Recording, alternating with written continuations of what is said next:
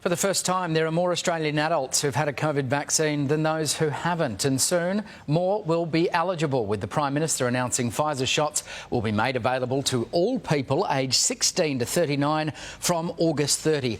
It is really welcome news, especially for New South Wales residents. The state set another bleak record yesterday, 681 new infections and another death.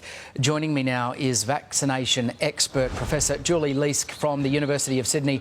Professor, morning to you. What difference will this make in our vaccination race?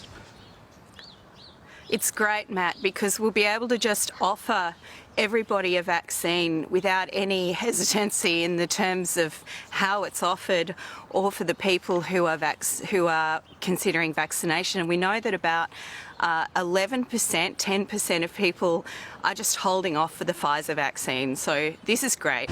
Well, hopefully it encourages a lot more people to come forward. We know that fully vaccinated people in New South Wales could soon be given some freedoms. We're not sure what they'll be yet, but there's been some hints that it might be things like going to pubs and going to the gym once that 70% coverage is reached. Do you think this move will help actually increase the vaccine uptake? There's definitely going to be a group who are more sensitive to these sorts of incentives and are very keen to move about and get out of the restrictions, and vaccination might, this kind of requirement might just push them over the line.